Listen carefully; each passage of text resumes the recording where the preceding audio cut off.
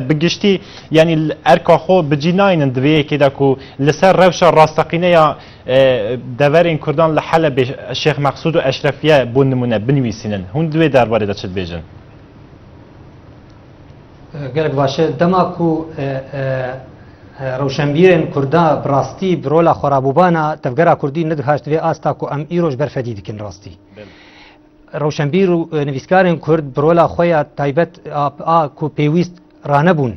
اف یکجی آدن و چاوا چارەسەری بێتە کرنج کێشەیە کوردی د سووریە ده دەماکو ئەم ئیرۆ بینن بهتر جی سیح پارتیە کوردی هەنە و هەر پارتێک جوانژی یە ناپژرینە قبول ناکێ و پارتیان کو خورتن و خودی هێزن جی یەنش خۆ قەلستر قبول ناکن پارتیە کو قەلسن جی خۆ خورت ناکنش بۆ کو بگەن ئاستەکێ کو کاربن کارێکی بکن براستی ئەم دووارێکی د ئاوایەکی پوچبوونێتە دژین ئەف چارەسەری ژێرە ئەوە کو اف پارتیه ما یکو بونه ریبر پیشکشی اوی ملتی دکن و به تایبتی سروکاتیا وان پارتیا لحف بجوین و ویج هفکتن و پرچبونه بدن آلیه کی و یک بونه که بینن و لیزک بونه که پیک بینن جبوی که امکاربن چاره سریه که بکن یادن کارنه هاتی کرن جبو آوا کرنا گوتاره که سیاسی گهشتی بلند عاقلمند کار نهاتی کرن جویناره جبوی که امکاربن چاره سریه بکن جبر کو ری نهاتی دان جوان زانا کسین زانجی و شارزاجی کسین زانا و شارزا ایرو روز به صدان کس سوریه بازدن نجبر استمکاری رژیم جبر استمکاری هن عالیه کردی کزورداریه و ستم بوان را پیکتینن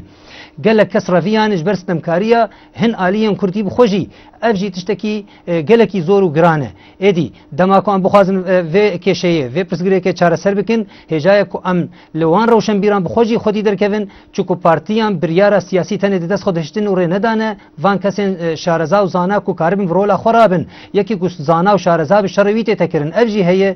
جبر و یکی گرینگا دماکو ام چاره سریه بکن ام کماسیه خو نخنسطیه رژیم تنه ده و نخنسطیه اپوزیسیون سوریه ده ام کماسیه خو ام دام پیدانه پی بکن و ام راستی بیجن ام دکماسین مزند درباز دبن و ام کار کی راست و درست بو وی ملتی ناکن ام ملت لسر دسته وی تفگری لسر دسته وان روشن بیرا لسر دسته وان زانیاران دیشی گلکی و قربانی داتینه هجای ام لخو خودی درکن الملت خو خودی درکن بله که خالد بریا دم که ملیسا حلب یا انجمن اجتماعی کردی لریبریا خو بانک لریبریا خو کرد کو گوه بدن کردین حلب یعنی بانگوازی که وها کرد بو انجمن رخنه کرد بو انجمن اجتماعی کردی ده همان دم ده کردین لحلب جی اف رخنه لانجمن کردبون نهال حلب بحثا نزی 1 میلیون کرد تکرین یعنی یک لسرچار آکندین کرد لسوریه گلو چاو حتی نها پلانک یان تدبیرک جبوان کردان جالیه به تایبت انجمن اجتماعی و دسته بلند آلیندنین کردی نهات یگرتن مخابن نه دستیا بلند نه انجمن اجتماعی کردی لسوریه تکاره کی هجاج ملت کرد لسوریه نکریه ملت کرد لسوریه لسر دست کمکاری و نگهدانا انجمن اجتماعی کردی و دستیا بلند و پیاتیجی جالیه کی گلک زورداری و گلک اشید بینه جبر کو براستی کار درست نای کرنج بو ملتی یک دخوازه کار کی بو ملتی بک گرینگا یکیتیه بخوازه گرینگا هلوستا کردی بک یک دنگ کردی بک یک ول هف بجن هفدو بجن هفدو قبول بکن تشتی کل برچاوات دیتن و تتا پلاندن کو کار جبو وی که نای کرن انجمن اجتماعی کردی به هزار کماسیه و هند بر ملتی ده دما کو ایرو از نارم از نرگور وی کاریم از خوبدم عالی از ربدم کسندین کو کار کار خوب کن نه او رددن کسی نجی بکار کی راد بن جبو وی ملتی ملت کرد ایرو باجا کماسیه و تفگره هان داتینه کماسیه انجمن و دستای بلند داتینه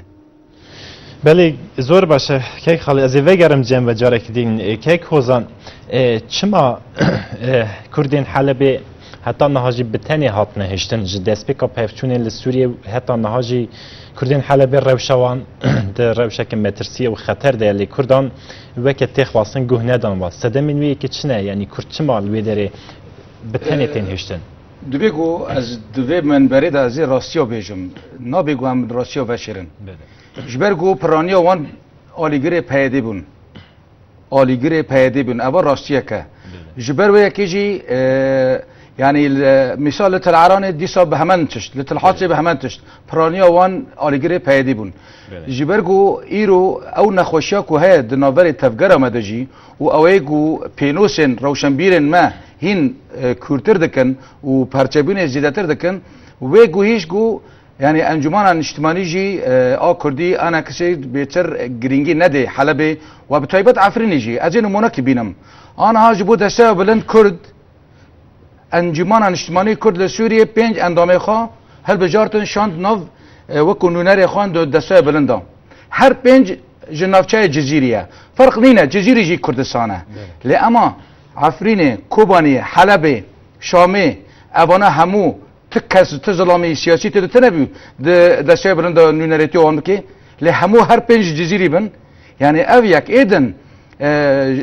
هر بينجو جنك تدنبو ما قجنكي كرد جه پارتی نزیکی انجمن اجتماعی کرد لسوریه نبیو گوجی خود نوا پنج کس نو دسته بلند بگیره ها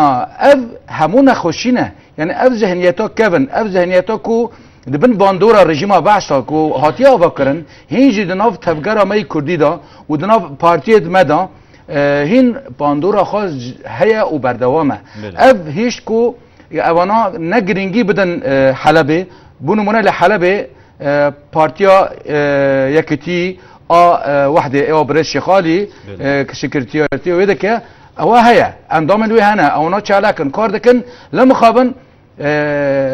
باندورا وان وكو بناوي انجوان اجتماعي نكون زيدا كاري خم جبرغو او نا بريس شخالي دنوف دسته برندابو او جي دركت يدي كاس نمود نوناري وان دهندراوي دا بارتي كي ومازن نوناري خون عفريني هنا هل حلبي هنا هل كوباني هنا ده انجمان دهندر دسته برندو جيوي نيشتن بله يعني هون دبيجن جبركو هريزه ده آليگرين پيه دل ودره هنه پارتيين دن يانگو رخصتن و انجمنين دن دورين كردان ودره پشگو دخن از وید بینم به رنگیه و اوجی شاشتیه دبیگو و نکن دبیگو به برواجویه دبیگو حوال بدانا خانجیک بکرانا حوال بدانا او انجمانا خوا بهتر بکرانا من نمونه شهر میگو یعنی جه حلب جه کوبانی یعنی 2 میلیون نیف کرد یک نونریوان نینه ده هندر دسته بلندا انجمن اجتماعی مع اول نمونه هری مزنه يعني پیدی اتشته بجهانیه هی تشوی لدروی پیدی هون بس کن کوان او یک بجینان نونرین 1 میلیون نیو کردین لدروی برای پیدی ده هندر دسته بلندا جکوبانی هیا جزیره هیا جعفرینی هیا و دجن تدا هنا يعني پیده به وی رنگی چه کریه يعني نکو مثلا از آلیگری پیده دکم نه از راستیات بگو بیجم يعني برگو انا پیده دج پنج کسا دجن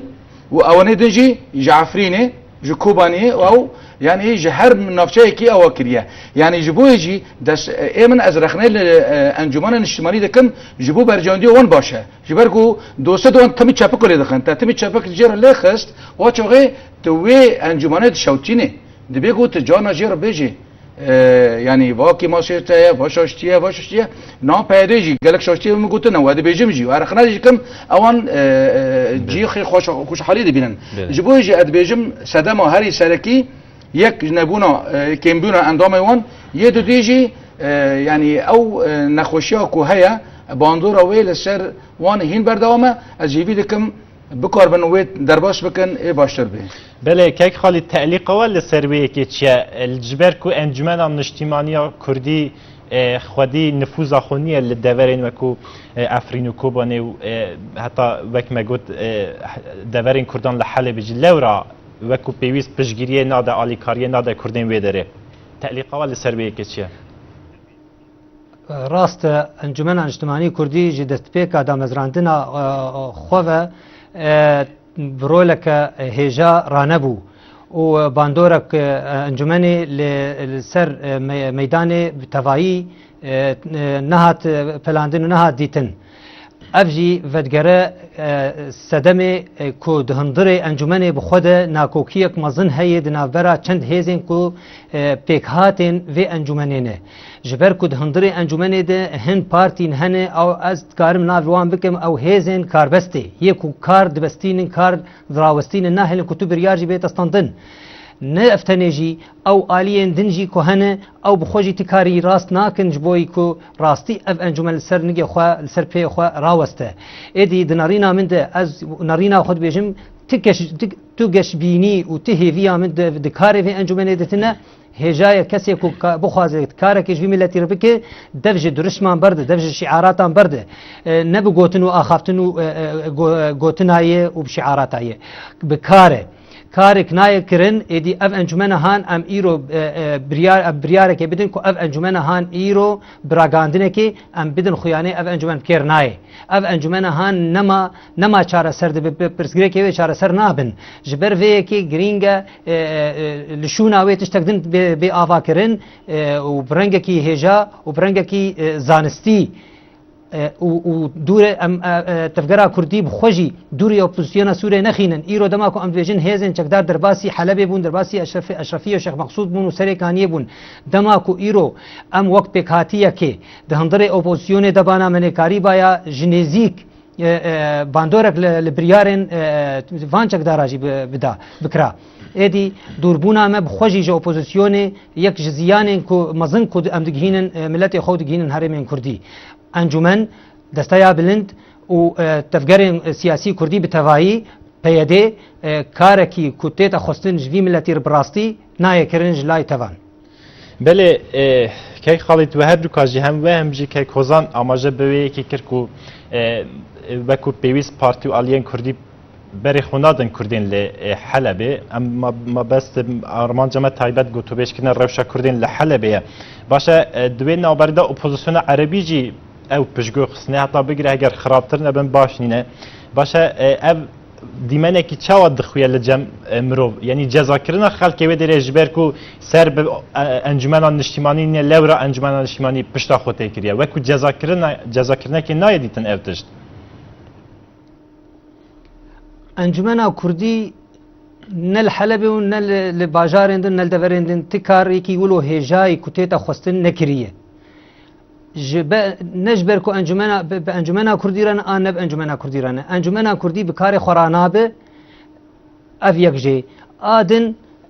ئەv مەهنەیەن کو ئەم دبێژن ئۆپۆزیسیۆن بکێر نایە ji ber vêyekê em ê xwedûrî opozîsyonê bixînin dinarîna min di wek rexneyekê merel xwe bike em ê ku em rastî bikêr nayên em kar nakin bi rastî ji bo milletê xwe me îro xwe nekiriye xwedî hêz ji bo ku em karibin biryarên xwe mercên xwe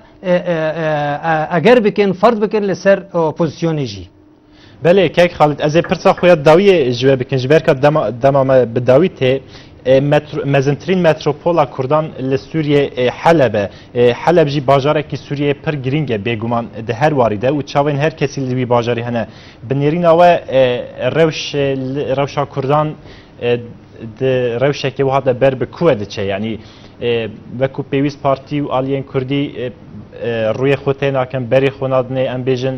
opozisyona Erebî jî bi heman awayî rewşa Kurdan li wê de deverê bi wî awayî ber bi ku diçe keremke pirsa min nedawî ye